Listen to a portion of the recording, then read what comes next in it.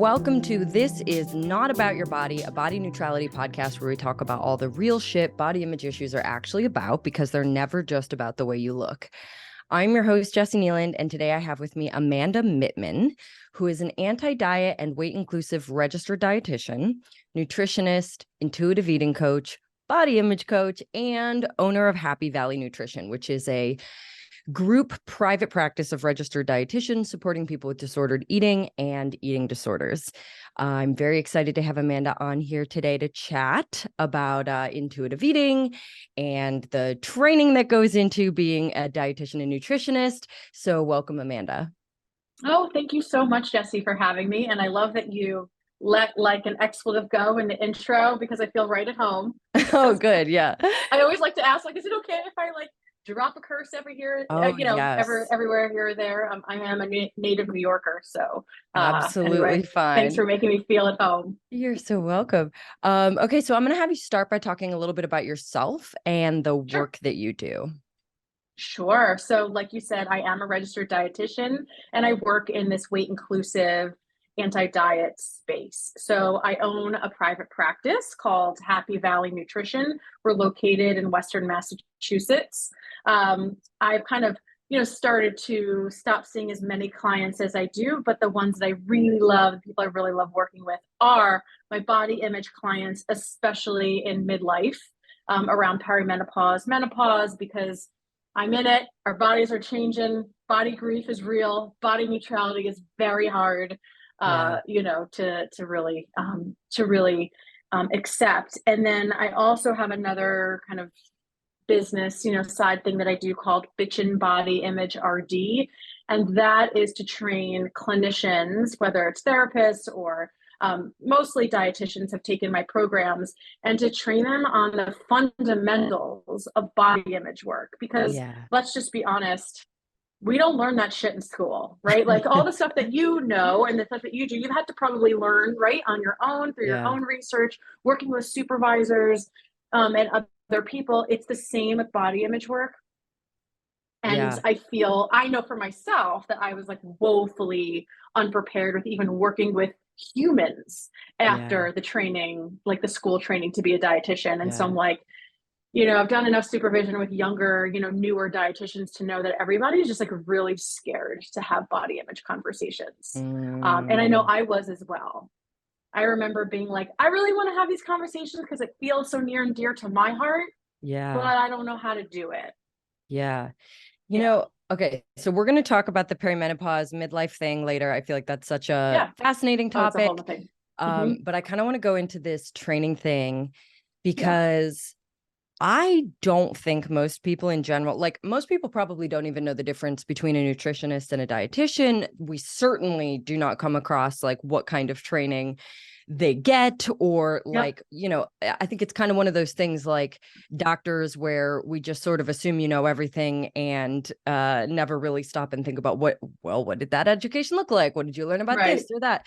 So I'd love to hear you talk a little bit about specifically the training as a registered dietitian, the difference between those two labels, dietitian and nutritionist, and like basically what that training entailed. Like, what did you learn about food, health, weight, bodies? Yeah, that's a great question. The difference between what's a nutritionist versus a dietitian. I get that one all the time. So basically anybody can call themselves a nutritionist. Being a nutritionist is an unregulated term, right? So someone could set up a shingle and be like, I'm a nutritionist and I do X, right? That is not a regulated term. So when someone is a registered dietitian, it means that they've gone through, post-bachelor schooling. We have an entire dietetic internship, which is hundreds of hours that are put towards clinical nutrition, like in a hospital, community nutrition, and food service, which everybody really loves to hate on food service. And then after that, we take a board licensing exam. And you have to pass that exam. Once you pass the exam, then you're a registered dietitian. So we have to have the schooling, right? It's definitely a regulated term. Now, I think they're requiring dietitians to have their master's in order to become a dietitian. When I became a dietitian, when was that? Over 10 years ago. And it was my second career. So we did not have to have our master's. I have Oh, mine. that's I went back to interesting. school, but you have to do it now. So yeah, so there is stuff, right? And we can accept insurance, which is Mm, really important, right? So we're recognized by insurance companies. So when clients come to work with us, often we can accept their insurance. I think that's a big, big deal. So okay. So I don't know that I knew nutritionist was like mhm. what did you call it? Like unregulated, right? It's Unregulated. like Yeah. somebody calling themselves a coach, right? Like a life Right. coach, or and again, I'm not saying there's anything wrong or bad with life coaches. Yeah. It's just like, like I call myself a body image coach, but I didn't Right. have to do any. I mean, I work with my supervisor and was like trained in her specific program, but it Yeah. doesn't say, okay, now you can use this term body image coach, right? I kind of throw it on there because it Yeah. kind of gives people a sense of some of the work that I do. It's unregulated, right? Yeah, So totally. that kind of thing. So yeah, nutritionist versus dietitian. Got it. Yeah, yeah. So, okay, in your training that you went Mhm. through to become a registered dietitian, what was that program like? And what did you like? What was the focus of what you were learning at the time? Yes. So this is, and I just want to say, whatever I say about our education, I know that you know this, but for your listeners, like I am not knocking dietitians. There are so many incredible dietitians who specialize in really, really like complex and tough stuff. And so I just want to, I think dietitians get a bad rap, a lot of us, or the dietitian profession in general. So I just want to throw that out there. There are Totally many fair. incredible people. Okay, so I'm just going to put that out. Okay, so saying that, our education, especially if you want to be, or if you are a weight inclusive provider, is is awful. It's just awful. Um, it really trains you to be a clinical dietitian. And when I say clinical, I mean like working in a hospital, right? And so a lot of the work that we're done is like calculate a tube feed or Yeah. how many calories per pound or per kilogram does somebody need, right? Or protein. And those things are important, right? We need dietitians in hospitals, right? Yeah. But for someone like me and for many others who don't want to work in a hospital, you graduate and you're like, well, what do I do now? Right? Like I want to work with people, but I got like 1 hour of motivational interviewing or like one class. So you're really just left to figure it out on your own. And Mm. I know it's really challenging when people are trying to find jobs because people are looking for, especially in private practice, when I hire for my business, I'm looking for someone who maybe has like a year, at least a year of private practice or eating disorder or some sort of Yeah. experience. And like that's really hard to get. Um, so it does not train us to do anything weight inclusive. I think now it's starting to change perhaps a little, especially depending on the program that you attend. Like there are some dietetic internships that maybe focus a little bit more on eating disorders. There's one Yeah. near me in Massachusetts. But for the most part, nope, it's like calories in, calories out. Very old kind of fashioned thoughts on weight, health, basic. So I also teach nutrition at a local college, local Hmm. university. I teach intro to nutrition for non-nutrition majors. So I get like the science and the engineering bros, and the Oh, athletes funny. in my class. So it's Yeah. kind of interesting. But what the book basically says, right, is don't get fat, right? Don't get fat because that's bad, right? That's bad for your health. Don't do that. But also, don't develop an eating disorder because that's bad too. And so what we're left with is like WTF, right? And I say Yeah. this to my students. I'm like, I hate this book. We need to use it, Oh, right? But like, wow. the whole chapter on metabolism and weight balance and stuff like that, I give a whole disclaimer of like, take care with this. This is bullshit. I do say that in like literally in the Yeah. module. That's what we learned as dietitians as well. So there is Mm-hmm. definitely the component to it that it reminds me of the personal training certifications. Like when I got certified, I knew a bunch of shit that I would never ever use again with an actual human in front of me, like certain things anatomically, things like the Krebs energy cycle. Like I had to Oh, learn all this stuff that never ever came up with an actual human. And I right. didn't learn a single bit about training people, talking to Right. people, Right. helping behavioral changes. None of those things were in the certification. So I can hear that there's a similar thing going on in the dietitian training. But then beyond that, I also don't think that my certification even talked about weight, like really at all. I think all of the stuff that I learned to do with clients around weight loss was like industry taught, self-taught, it was just basically like what people were wanting. I learned how to show up in that space with them, but you specifically learned like how to help with weight loss, prevent weight gain. Like it was very weight Mm-hmm. centric. So Very. that makes it even worse than the fitness industry in some ways around being weight inclusive or weight neutral. Yeah, I mean, it just is, it's tragic. And I was a weight loss dietitian when Mhm. when I left. I mean, I became a dietitian because my disordered eating and eating disorder drove me to do it because I'm like, oh, I love health, nutrition. I lost all this weight. I can help Yeah. others do the same. And there's this Yeah. very high sense of like morality, right? Of like, I can do it. I know the answers. I'm like, and I was also doing holistic nutrition stuff, and I just felt, I was in my 20s and I just felt like I knew all the shit, right? And Yeah. so that led me to do it. And so the training, right, the courses that I took and all the messaging that I got really fed, Yeah. my orthorexia and my disordered eating. And Yeah. I was like not in a good space. And so when I graduated, I was like, oh, I'll just do this, right? I was Yeah. taught that this is what I'm supposed to do. And it didn't go well. It didn't go well because I think this is what a lot of people see is that we do what they tell us to do. And then, here, let's lose weight. Let's help you feel better, right? Through Yeah. weight loss. And then what happens is, of course, people lose weight, maybe lose weight in the beginning. And Hmm. then the behaviors that kind of like fall off or they Yeah. can't manage, right? They can't keep the weight off. And then they come back to you and they're like, what am I doing wrong? And you're like, just try harder. Like, oh, let's add in some walking. And it just feels Oh, like wow. so icky, especially because Yeah. myself at the time was dealing with my own disordered eating. Oof. So that's really challenging. Yeah. So what is the framework around like weight and health then that you learned?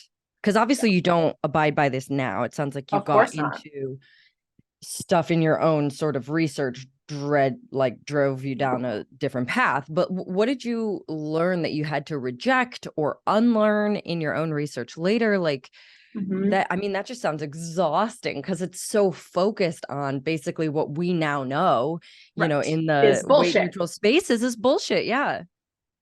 Um, I would say if we could boil it down, that weight equals health. Okay. I will just say that, right? Like, don't gain weight because you're going to get like, this is what the students are writing, right? Like, I was just grading some Wow. discussion boards before I hopped on with you. And it was like, don't eat too much fat, right? Like, we're talking about fat saturated versus unsaturated fat, Uh-huh. right? Like, the science of nutrition. They're like, well, don't eat too much of it because then you're going to get fat and you're going to get diabetes. And I'm like, Jesus, like, this is so, and this is what we are taught as well. Like, I think I thought that, right? When Yeah. I Yeah. was, obviously, that is incorrect and wrong and not even scientifically Yeah. based. And it's almost like you forget about genetics as well. So, like, for example, let's say we even taking someone that works in a hospital, right? We go into somebody's room, they've just had a heart attack and like quadruple bypass surgery, right? And it's up to the dietitian to go into that person's room and give them a handout and says, like, do not eat a lot of saturated fat, right? And it's almost like, now we're putting it on them. Like, if you eat Yeah. hamburgers and cheeseburgers, then like you are messing yourself up, right? It's this Yeah.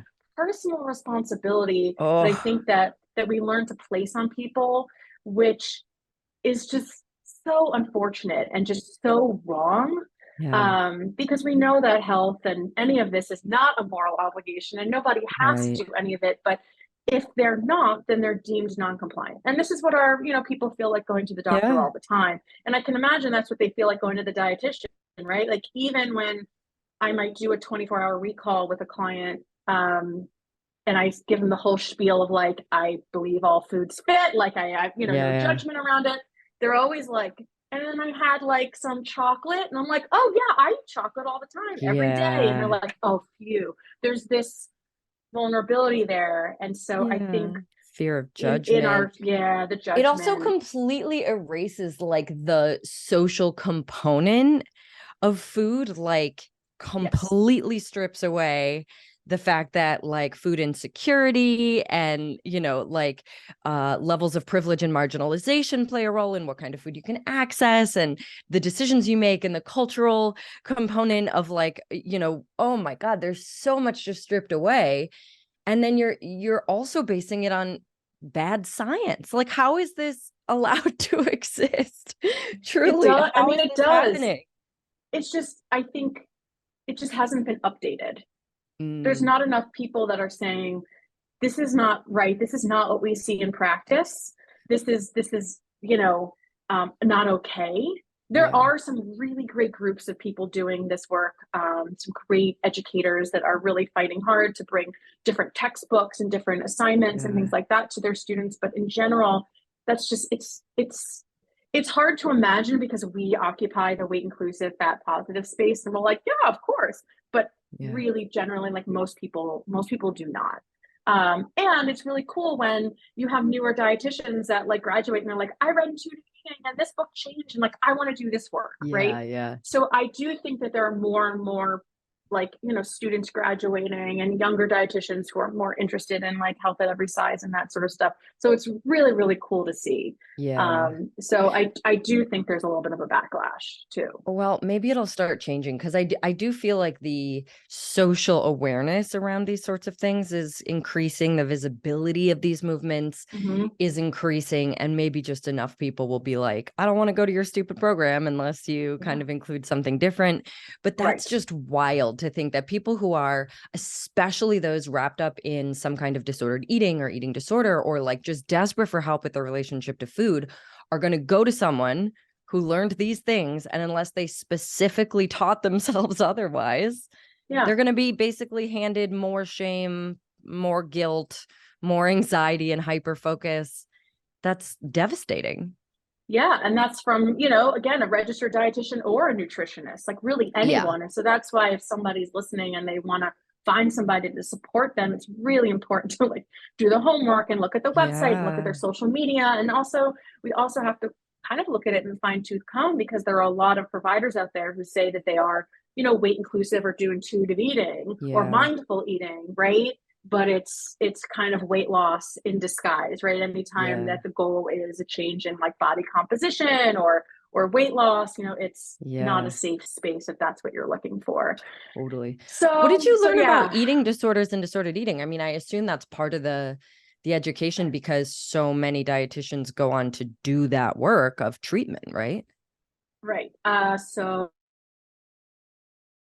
maybe like one day, like one lesson, one chapter in a book. Yep. And What? yeah, and my master's, No. yep. In my master's, the only thing that we did was we had to write a paper. We had to pick an eating disorder and write a paper on it and then present it. Wow. And I'm even glad that they have that because it was a functional nutrition master's, and I was even like very appreciative that Oh she my included that. God. But yeah, so we don't. That's the thing, we don't, and that's why being an eating disorder dietitian, it requires time and Yeah. money and privilege Mm, um, in order to access the spaces of being trained. Unless or you go work for a treatment center, which is, you know, you can certainly gain a lot of knowledge there, yeah, working yeah, there. But for those of us who haven't, it is a lot. And there's also continuing education and the of continuous course. on learning and learning. So yeah, we don't learn that how to do that in school. So how did you then go from that original education to the health redefinition that you have now, the weight inclusivity, the anti-diet approach? Like, how Yeah. did you walk down that path? It was like hitting like rock bottom, in my own journey with my like relationship to body and food. I just was like, I do not like this is bad, right? Like I had gotten personally to the point of like I cannot live this way anymore. And I had so much shame as a dietitian. I'm like, Mm. I am a dietitian and I am working with people and like I am secretly binging. Like that feels Ah, fucking awful, right? yeah. So there was I was holding a lot back. I was like, oh my God, like people are listening to me, like work with them on not binging. And like, here I am and I'm doing it myself. And what it took was for me to join this. I was like, okay, I got to find someone. So I joined this like group, and it was me and like 3 other people. And it was about like intuitive eating, like kind of walking through intuitive eating. And I was finally able to say out loud, like, I feel so much shame as I'm a fucking nutrition provider. I'm a practitioner and I have my own struggles with food in my body. And just saying, you know, when we say something and we bring something to the light, right, it just feels better. It was almost like in that instant when I was like, and they were like, yeah, okay, we hear you. Like, there's nothing to be ashamed of, right? That validation. I was like, oh my God, like it just allowed me to then move forward and really heal my own relationship. As obviously it's always a work in progress, but then also really do the work with other people. So it and then, you know, seeking supervision. I've had tons of supervisors, different supervisors, one-on-one and group supervision, of course, listening to webinars and podcasts and all that sort of stuff. But I think it was like my own healing journey. And then also working with people who know this and who do this already and learning from them. Yeah. So when we talked before, you mentioned what a high percentage of your dietitian classmates also had eating disorders, you being, you know, a part of this statistic.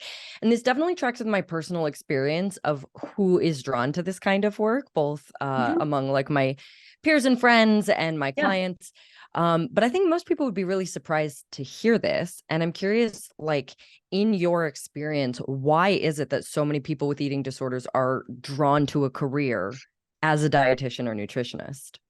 I think we get drawn in 2 ways. I think one, you have people who were, you know, who did have a history of an eating disorder or disordered eating, healed that relationship, you know, or, you know, are in the process of healing, and then decided, you know, I want to be a dietitian because I want to do this healing sort of work with others, right? Yeah. Then you have people like me whose disordered eating fueled that, was like the eating disorder, that little part of myself was like, woohoo, let us get on this ride and like ride this train. And then it supported that. And so is everybody who's a nutritionist or in the nutrition world, do they have an eating disorder? Of course not, right? But are there a lot of people who do? And isn't like our eating just in general, like isn't diet culture and all that stuff just in general disordered eating, right? We're all kind of on the spectrum. So I think it's both. And then we a lot of us in the anti-diet world, if we did have our disordered eating fuel us to become dietitians, all of our unlearning, you know, here we are now, right? Like, and so it does feel like that shame that I once had. I was like, how come I felt ashamed, right? But we all like to talk about it now, the fact that we're really honest. And I tell my clients too, I was like, dude, like, I totally get where you are. Like, this is, I'm like, they're like, but I'm, you know, my disordered eating, like, you know, has taken this away from me. I was like, dude, like my eating disorder, like informed my career choice, right? Like, let's just take it one level. Like, I am a dietitian because of that. Oh my right? God. So, and then they were like, oh yeah, you're right. So I'm like, that's bad. Right.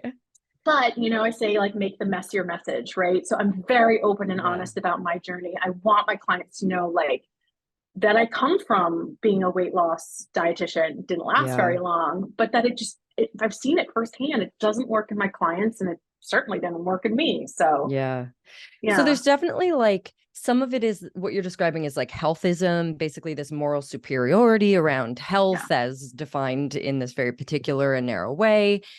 Probably coming from a desire to help people, but also coming from that like desire to continue supporting the eating disorder voice, because that is what the eating disorder voice is most interested in doing. And then I also see, I feel like it's something that I learned from the Minnesota starvation experiment.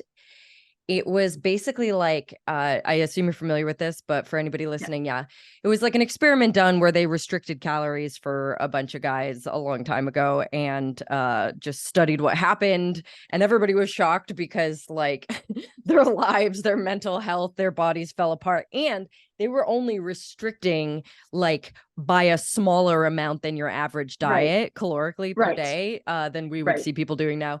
So anyway, one of the interesting things about that was like the aftermath, how many of those men went on to become chefs, to work in food. Like there's something about having had food take up so much mental real estate because you were in a deprivation state, you were in a disordered state. Like there becomes an obsessive thing that you maybe don't really get to like get rid of. I mean, it can drive you forever to be like, food is very important, whether that's through nutrition or, your kind of career thing, or becoming a chef, or just becoming like a home cook who's very into food. Like these are a lot of the end results of disordered eating and hyperfixation on food because you're hungry. 100%. That is such a great analogy. I love that you brought that up, that these men, and they basically were put on like a Noom diet. I think like Yeah, calorically it's exactly. like Noom. It's not a diet. It Yeah, was it's like not. It's a just, very yeah. mild diet, and they all Yes. like became. Oh man, Yes. Yes. Like anybody one listening who hasn't read about this, go Google the Minnesota starvation experiment.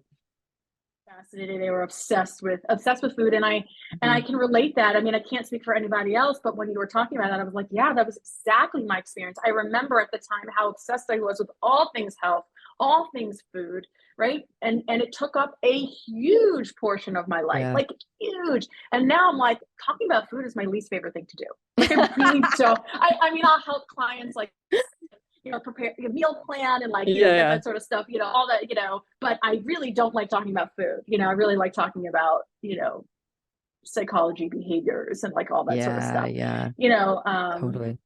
and one thing I will also say, we are just not taught how to work with people. We are not taught about trauma. We're not taught about Oh, people in different cultures.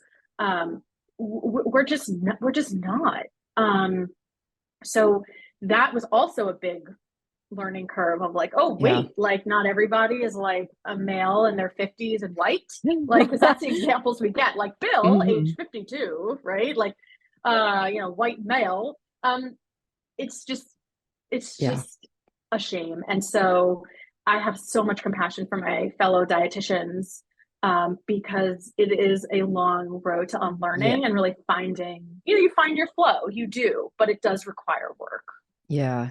Okay. Yeah. So having come out of the fitness industry, I know Yeah. that for me, discovering things like health at every size, intuitive eating, anti-diet research, it did not happen easily. It did not come I was not receptive the way that looking back, I'm like a little bit embarrassed, but also have a lot of compassion for the fact that like the fabric of my entire reality was being ripped out from under me and I didn't like it. But I'm curious about how that experience was for you. Like as you start learning these things, as you start incorporating new science, new concepts of health, all of these things into your understanding of your literal career, how was that? Oh, yes, it's like very ungrounding, and you just feel like, what? And then there's the shame of like, what have I been doing? Like I Ooh, wish I could have my clients that I saw in the beginning. And even yeah, just in the beginning of when I was a weight inclusive provider, right? Like you don't know what you don't know. But I wish I could like have them back and be like, I'd love to see you as I am now, right? yeah, Not that I know everything in any sort of capacity, but yeah, we're like, wait, what? Like weight doesn't have anything to do with health? Like what? And yeah. that's why I love educating, because I Hmm. want, and even in my students, right, who are like, saturated fat leads to diabetes, who like have no Yeah, idea what they're talking about. But I do like to sprinkle seeds of weight inclusivity, right? And they yeah. have to write a discussion board post on how the BMI is racist, right? So Nice. sprinkling that sort of thing. But I just want to say, you said it took you a while to kind of grab on to the Yeah. concepts. I read intuitive eating. It came out in the 90s, right? I Mm. read intuitive eating maybe late 90s, early 2000s. And I read it and I was like, wow, this is amazing. Like I could eat whatever I want. And then I was like, Oh, yep, nope, wow. going back to dieting. So I just want to say, like, I Uh-huh. just think whenever you're ready for it, you're ready for it. And I think hearing this again, this weight inclusive approach, I just needed it. Like Yeah. I was ready to take it in. I was Yeah. ready to, do something different. I was ready to, yeah, I think I was ready to do the unlearning. Yeah. That And if you're makes not, you're not. sense. Man, I have to like give so much credit to my audience on Instagram at the time, like my followers, my readers, because they were the ones continuously and gently and kindly pointing out things that I was getting wrong and Oh, inviting me wow. to new resources. And I'm like so grateful looking back that I had so many gentle little like invitations, because it really could have been something else. Like someone could have just stormed in and been like, you're canceled and you're hurting people. And instead I had, like dozens of women being like, I actually don't know if this is true. And if you want to like learn more, here's a book recommendation. So I also felt a lot of that shame of like the harm that I'd been doing by helping people lose weight, or at least by telling them that that was a thing we could do. Like, oof. And by equating that with health and everything. So in all of this, I think one of my questions is, what do you wish people going into the field of dietitian knew? And what do you wish people who are already dietitians, but maybe haven't done this like kind of in-depth look at stuff? Like what do you wish you could tell these people? Great question. So for those entering, I would say be a squeaky wheel. Like push back against something that just does not feel right to you.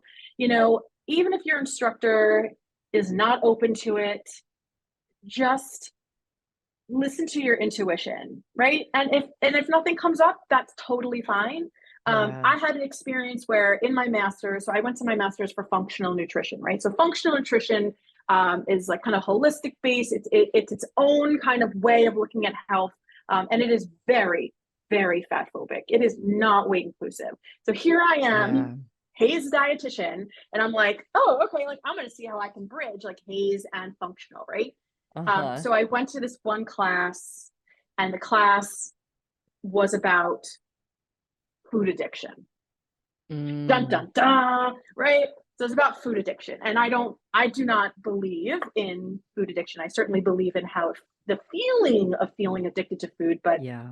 research shows that food addiction, right? That feeling is born out of restriction, right? Yeah.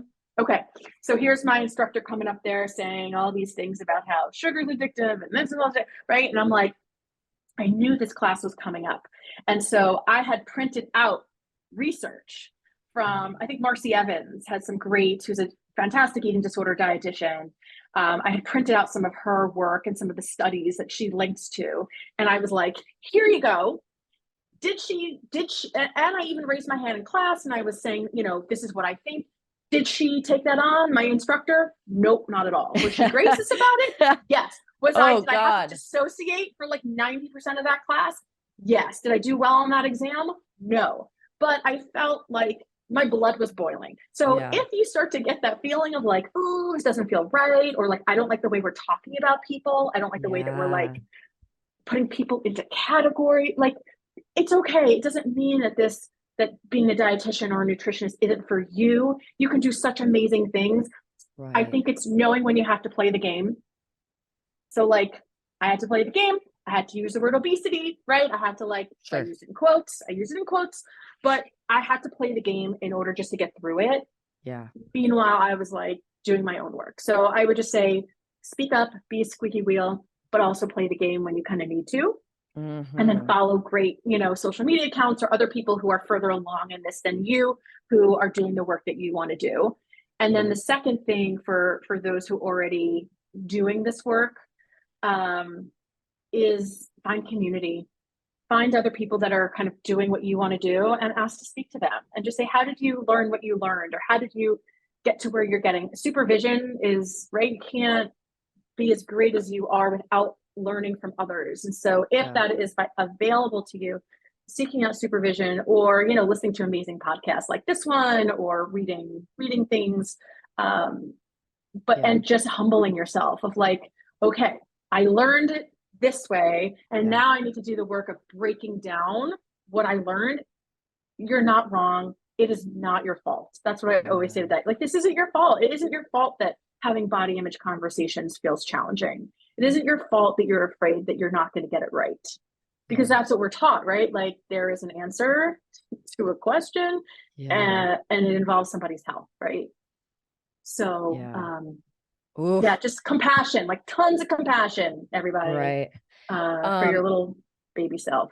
so I was gonna ask what you wish like people hiring dietitians knew, and I'm still curious about that, but I think I just want to mark like that the body image conversations are hard given the lack of training, given there's so much I think fear. I work with a lot of therapists, and it ends up being the same thing where like they are amazing in so many ways at their job, but they feel uncomfortable talking about body image because they still have their own issues and don't feel like Mm, they're yeah. able to occupy that space. And so I'm imagining that like tenfold in a space where so many people were drawn to food as a career for their own disordered reasons. Like that's just, I mean, it makes so much sense that this would end up being complex, and that even people who maybe have the information and want to do good in this space still aren't able to like trust themselves to step into those conversations and help. Yeah, and I actually this is kind of what my work is focusing on right now, is how to have body image conversations when your own body image is fucked up, quite Yeah, honestly. exactly. And the answer, like the TLDR, is like, yes, please have these conversations. Just because you're struggling with your own body image as a provider, it doesn't mean you can't have these conversations. Yeah. That's what I felt for so long. And it's not like, even the people that do body image work, we all have bad body image days, Yeah. right? It's not like anybody is perfect anyway. Um, but the thing is, how can we ask our clients to do really tough, distressing work if we ourselves are not willing to sit in our own discomfort and distress, Yeah. right? And that just takes time and experience. Um, and and like you said, your therapist, you work with a lot of therapists. We do too. People are not talking about body image with your Right. clients. They're not. Your therapist isn't. The doctors certainly aren't. And so often it's left to us. And then so the next question I get asked is it within scope? Is it within our scope as a dietitian to talk about body image? Because what we're taught is, if food, exercise, stress, sleep, that's pretty much like stuff, vitamin, Yeah. like that Yeah. sort of stuff. There's no like, well, what about this body image piece that Yeah. crosses a lot of different lines, right? It's a little bit of, therapy, right? A little bit of Yeah. that. It's a little bit of, if it involves the body and it involves, if it involves the food or it involves the body, I say, yes, you need to be having these Yeah. conversations. And of course, making sure that your clients are perhaps also seeing therapists as well, Yeah, um, definitely. to I collaborate I with. also But I yeah, there's a feel lot of fear of making a mistake or doing the wrong thing. yeah, I see to be honest, I also have a lot of client stories of their therapists doing harm in this space, like actively. So for good reason are people afraid to talk about this. But also I have kind of come to an understanding that like we don't need to be talking at people the way we think we do when it comes to body image, like so much as we Yeah. need to be listening and holding space and inviting them to explore. So like everybody can do that. That is not a scope issue, to ask better questions, right? To like validate and acknowledge how they feel, to invite them to trust their intuition around these things. Like there is so much that you could do as a school nurse, as a personal trainer, as like any career. It does not have to be scope in order to help people start that healing process. Like even just introducing resources, recommending books, that kind of stuff. Like it is not, I think, what people imagine these conversations have to look like, are like, I have all the answers and I give them to you, but that is not what this process is. Right. And that's why it's so hard. Because again, as a dietitian, we're like, this is how you do it, right? This is the Right. flow, this is the answer. So to say to somebody or a new dietitian of like, oh no, you don't have to do any of that. You literally just sit and Right. listen and Yeah. validate and like support. They're like, what? And I was like Yeah. that too. I'm like, what? And that is why so many of us get burnt out, because we're working too hard, Mm, right, in session. And so once we start to learn how to kind of sit back and like, our client is the expert and we are there to support, the sessions just become a little bit gentler on us, on our nervous yeah, system as the totally. clinician. So it's a lot of like, just, yeah, unlearning of how to be in a session or how to be with somebody. And then I think when someone really a clinician starts to internalize, like, your client is not broken, Yeah. therefore you do not need to fix them. it takes the pressure. It starts to take the Yeah. pressure off. It starts to take the pressure off.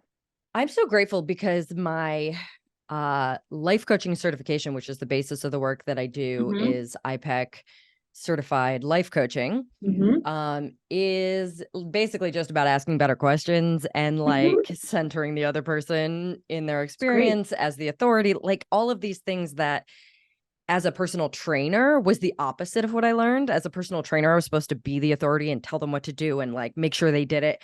I'm so grateful that I was introduced to this concept because yeah, I absolutely would hit burnout if I was trying to like fix everyone through that lens. That just sounds And horrible. everybody's burnt out. And I love that. I mean, like when you're saying you learned how to center people and like ask questions, I'm like, oh, I wish we got that. Like even just one one class of that, of like, hey, listen, when you meet Yeah. with people, let's center their experience. Let's ask them for their consent, or Yeah. like ask them what they want to do. Ask them, like center their Yeah. experience, not your own. Oh my Yeah. God. Like we would all be so much better if we could just have a little bit of that, I right? know. Instead of and it's again, there are some amazing dietitians doing such incredible work, but the amount of unlearning that they have had to do is just beyond, right? And so Yeah, again, it's no wonder why a lot of us in this space are feeling challenged and totally. are not seeing clients one-on-one anymore, right? Or switching to doing Hmm. other sort of Hmm. things, right? Because just holding that space over and over and over is really hard. Yeah. So So let's go back to the question. What do you wish people who are either thinking about hiring a dietitian or sort of uh-huh. actively in that space looking for help, let's say with more of sort of like their relationship to food than to lose weight at this point, but what do you wish they knew or what would you recommend to them? To dietitians looking for work. No, for just like a listener who's like, "Oh, I've been thinking about reaching out to a dietitian to get Oh, help okay. with my relationship to Yes. food, my eating Uh-huh. disorder, that kind of thing." What to look for and what to, Yeah, like what they yeah. should know or do to make sure that they're not stepping into this like Mm-hmm. disordered space again. Yes. I would say um, just do your homework. Like, don't go to your insurance and say, who's on my insurance panel? Okay, I'll work with that person. I mean, Mhm. yes, it is. If a lot of times you can use insurance to see people, but there are really great message boards, like intuitive eating message boards. Reach out to any friends that you know who might have worked with someone and ask if that person has a recommendation. That happens a lot in like Facebook groups I'm in. Does anybody know of a dietitian or an anti-diet dietitian in Yeah. Florida? And I'm like, oh, let me help you find somebody right in Yeah. Florida. And again, go to their website, look what they do, look what they say. Is anything kind of reeking of weight loss? Is there anything reeking of being right or wrong? Yeah. And then most dietitians and nutritionists offer free like discovery calls or clarity Mhm. calls. I know we do at our practice, and that is great because it gives you, the client, the chance to connect with somebody, get a sense if you're going to vibe with them. And I think that's Yeah. really important too, like just the rapport. Is this someone that you are going to feel comfortable with, someone that you're going to be able to be vulnerable with? Yeah. That's also super important. Somebody could know all the right stuff, but if you're like, Yeah. there's something about this that I don't feel like I can completely be vulnerable with, it's the same as a therapist, right? Like, Yep.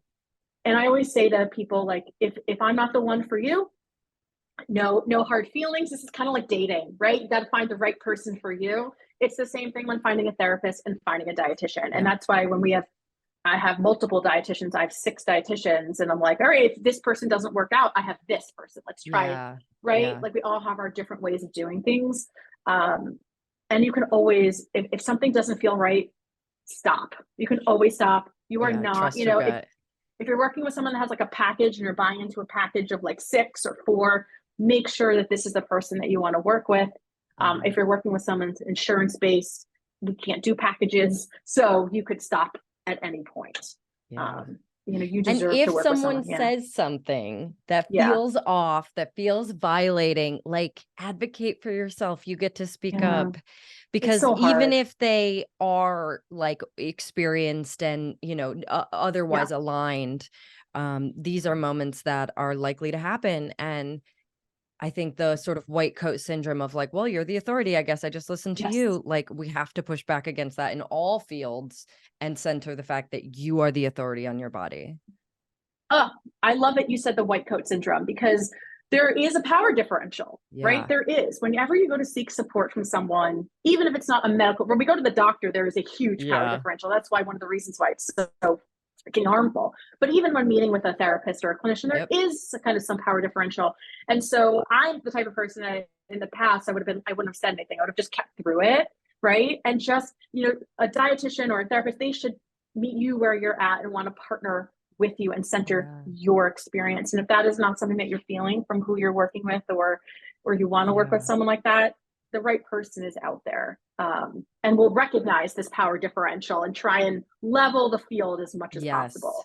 Yeah. Absolutely. I can't tell you how Yeah. many times. So obviously, like in the work that I do around body image, I often work with people who have eating disorders and are actively in treatment. So I love having, like a support team Yeah. around my client.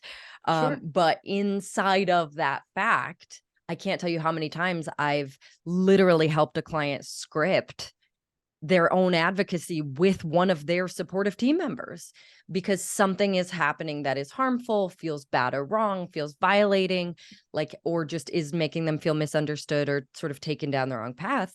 And like, these are the same people usually who struggle to advocate in every other way because there's so much crossover between eating disorder spaces and, like not wanting to take up space, not wanting to be a burden, right? So like, it is Oh yeah. something that happens a lot. And I sometimes do we'll that role too. play it. Sometimes we'll Yeah. write it out like, Yep. oof. Yep. One session, I have a client that I work with, and the last time we spent a session and we drafted a message to the PCP through the portal because they Yeah. were like, I can't do it, and I only have like X amount of characters to do it in. So I'm like, Yeah. okay, you write the draft, and like, let's see if we can like tighten Yep. it up. And I've worked in a doctor's office for a very long time, so I know exactly what doctors are looking for. I'm like, okay, like this is what we need to do. So Yeah. I do agree that is some of our work too, is also undoing some of the harm that other providers have done, and then honoring our Yeah. clients, the disappointment and the grief that comes up with Yeah. that. And then also like I feel like my like part-time job is finding the clients like good therapists and other Totally get providers, that. right? Totally Like get that. I'm always looking to build my network of like, here's some great resources for you. Here's another provider that you can Yeah. see because anybody deserves to feel safe with their team. Like you are Absolutely. deserving. You might have to wait a long time to see a new provider because nobody's Yeah. taking, Right. but even then it's worth it to get on a waiting list to just, Yeah. because again, you deserve to walk into any provider's office or hop on Zoom with any provider and feel like that person has your back. Yeah. So yeah. Okay, I'm going to pivot for a little bit Pivot. because I wanted to hear, I know you work with a lot of people in perimenopause, and I had some questions about that. But before, I wanted to get a definition because it occurred to me as I was writing out my questions in preparation for this conversation. Mm-hmm. I don't know what that means. So Yeah. I think most people understand menopause, like what that means, what that looks like. But what is perimenopause? Yeah, for really basic. So menopause is like a day, right? So you're in menopause when you Oh, haven't gotten your period for 365 days, right? On huh. that day, you are in menopause and like off you go into the sunset. You are like officially, right? Like in that Huh. menopause stage. Perimenopause is kind of the leading up to that when you start to your hormones. I mean, honestly, they're like my mom calls them like you have hormone soup, right? Like everything is just feeling like really, really nutty. And it's in that stage, and that can last anywhere from a couple of years to 10 years. And the average age around menopause is around the early 50s. So like we're talking like people in their mid to late 30s can also be in perimenopause. Yeah. It's this time when the body is starting to prepare kind of to go into menopause. So again, the hormones are like progesterone, estrogen are up and down. Your periods might start to get fewer and farther between. This is when we get like hot flashes and brain fog and muscle ache. I got them Yeah. all, right? And it feels very lonely.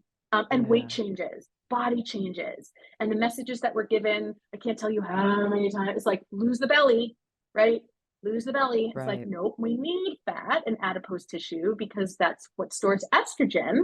And as our estrogen starts to decrease, we need our little life raft of our Yeah. belly to help us. So it's I really like working with this kind of population because one, I'm in it, right? We teach what we Yeah. need, we make our Yeah. message, and I get it, right? I get it when someone's like, I'm in perimenopause and I do not like my body and I'm grieving for my body that I had, right? Even like after I had kids, right? They would even take Sure. that body. Or I can't remember anything and I'm so fucking hot all the time. And like, this just feels really hard. And my doctor doesn't understand. And they just want to put me on Yeah. like birth control. So it is a very confusing time and there's not a lot of research on it. And Shocking. there's not a lot of support. So this is why I like working with this group, because I'm like, I get it. Like, Yeah. I Yeah. get it. Yeah. So Yeah. what I think is interesting about this is so much of science and research is sexist, racist, like it's been done on these really isolated, homogenous, privileged populations, and also what we put money into studying Right. reflects who we care about and who we think is Right. important and worth, protecting. So it is not surprising to me at all that there's so little research on this area because it doesn't affect most men. And it is one of those things where I think the bodily changes, the psychology of it, like the body image, all of these things play a huge role in a person's relationship with their body. But then also, I think we're kind of given the message that, like, at least wellness culture puts out the message that you can like treat it. It's like the food is medicine. You can Mm-hmm. treat it with food. So I wanted to hear you talk a little bit about, like, how do you address the intersection for someone in a life phase like this? And this goes for all kinds of things, like Right. Right. chronic illness or, whatever. Like, Yeah. how do you help someone navigate the difference between some of this is like wellness culture, healthist bullshit that's going to put you into an eating disorder space, and some of this is real and true, and actually, like, there are, Yeah. micronutrients that could make an impact here. Like, Yeah. how do you walk someone through that? Yeah. Well, that's gentle nutrition right there. And I just want to say, you brought up a great point of why this kind of time of life isn't studied. And one of the reasons why is because in the past, a lot of women died after childbirth, right? And Mm. so there was like, what's the point? And then also what I feel is like we're done. Like society has no use for us anymore. So like I have an 11-year-old son. I had my child, right? I Mm. birthed a child. I increased right? Our population. Yeah. What's the point of me now, right? Like I'm not doing that anymore. Wow. And Yeah. so we're in this weird stage of like Mm.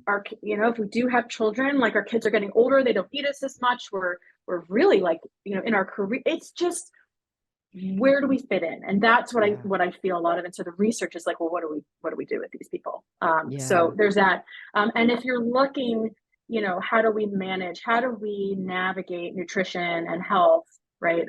However you define health through this time, I would say again, find somebody who you trust, right? And so there are wonderful people doing non-diet, intuitive eating based work in the perimenopausal menopausal space. And I know, like I have the people that I go to for information, and I know that what they're telling me isn't kind of, and if you do this, then you might lose weight. It's not that, Mm. right? So there's really beautiful things we can do with nutrition involving phytoestrogens in our food to help with hot flashes, right? Yeah. There's some things, not much we can do for brain fog, right? We can add omega-3s for perhaps our cholesterol starts to rise a little bit. Our we start to get more insulin resistant Yeah. as we get older. And so there are some great things that we can do in terms of like pairing our foods with fats and proteins. And, Mm-hmm. it's all done from this like really gentle place. We're not treating anything. We're not trying to lose weight, but it's like, how do we kind of manage symptoms and make this Yeah. time feel a little bit easier?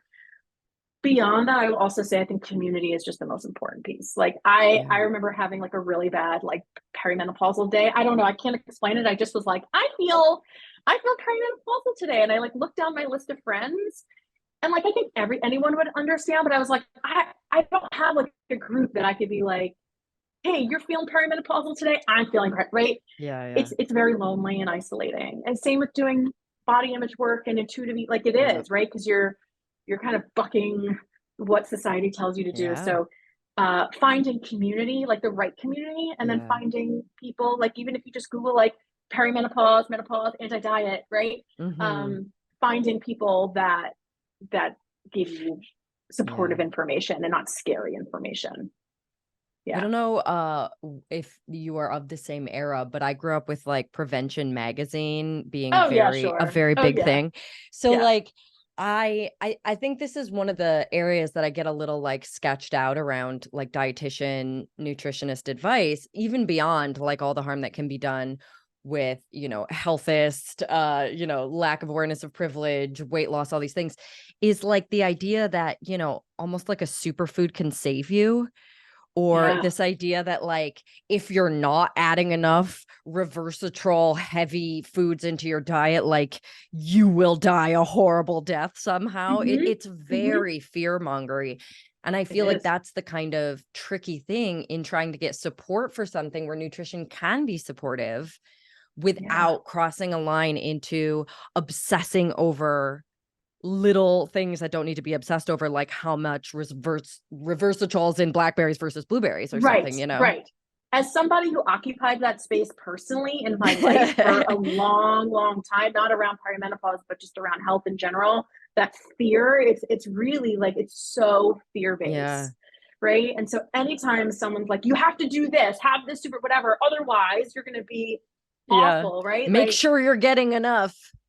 no, Yeah. no, no, that's not right, right? Like if you feel fearful to eat something and you're getting that advice from someone, no, that is wrong. If you're like Yeah. someone's telling you as a woman to intermittent fast, like no, that is actually like the studies are done on men, they're not done on women, right? And Yeah. so finding if you trust your provider, right? If you like your OB/GYN or your PCP to have this conversation around hormones. Yeah. But again, there are people doing this work, and again, like this stage of the game is where eating disorders tend to rise again. And I get Mm. why. And I get why. Mm-hmm. I've had to talk myself, be like, Amanda, nope, we don't do that Wow. anymore. Right. As my body changes. And I'm like, oh my Uh-huh. God, right? Like what is happening here? Right. Eating disorders absolutely That's rise fascinating. That makes a around this ton time. of sense. Yeah. And I would Anytime even there's a say it big tracks life with my change. Yeah. experience, but I've never necessarily thought about like that particular link. Right. Like anytime there's a major life change or a body change, Right. right? Like Yeah. puberty and even going from like in our 20s to our right, like things start to Yeah. change. And then again, around midlife, around perimenopause and menopause, yeah, and because a lot of the advice we're given is awful. So I will just say I have one client who came to me and she was like, yes, and she's weight inclusive, like this is she did not want this information, but Yep. basically her OBGYN was like, gave her an eating disorder, like prescribed an eating disorder. Wow. That didn't even, it was the worst advice I've ever heard. And it was like, yeah, just restrict. Yeah, just restrict.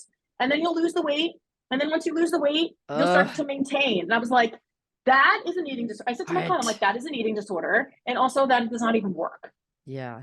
It doesn't Good work Lord. like that. That's not how we do it. So just be cautious. And again, if you have a Yeah. provider like that who is saying stuff like that to you, that is that is wrong. That is bad. That is Yeah. incorrect. And really work to find a new provider because that person is not the person to see you through midlife. Just not. Absolutely. Yeah. Oh, Amanda, thank you Yeah. so much for sharing all of your Thanks, wisdom. Jesse. Where can listeners find you, work with you, Yeah. etc.? Awesome. So two places. So first is the Bitchin' Body Image RD, which is kind of the first part of the discussion that we talked about. This is where I talk to clinicians about how to incorporate body image, foundational body image skills into their practice. So that's at Bitchin, BITCHIN, Body Image RD. And then my group practice is Happy Valley Nutrition, and that's at Happy Valley Nutrition, all one word. And yeah, that's where I'm at. And if you want to send me a message, I love chatting with people, connecting people, and I'm going to be doing more weight inclusive work in the menopausal space, and also training clinicians on how to do body image work with perimenopause and menopausal Love that. people. Yes. Thank you so much Thanks, for Jesse. sharing all of this. This has been an amazing conversation. I think that listeners are really going to get a lot out of it. And to the listeners, thank you so much for being here as always. And I will catch you next week. And thank you, Amanda. Hi everyone, I'm Jesse Nealand. I just want to take a moment to thank you for watching this video. I put out new episodes of my podcast every Tuesday, so be sure to like, subscribe, and turn on notifications so that you don't miss those, and feel free to leave me a comment. If you are looking for more information about body neutrality or you want to work with me, you can always find me at my website, jessienealon.com, or you can purchase my book, Body Neutral, a revolutionary guide to overcoming body image issues, wherever you buy books, ebooks, or audiobooks. We can also connect on Instagram or TikTok. My handle is Jessie Nealand. And I make this podcast for free and without any sponsors or ads. So if you want to support my show, you can use the Patreon link in the show notes and know that your support is always very much appreciated. Lastly, thank you to my brother, Jason Nealand, for creating the music that plays at the beginning of the show. And thank you for listening, learning, and moving toward personal and collective body liberation.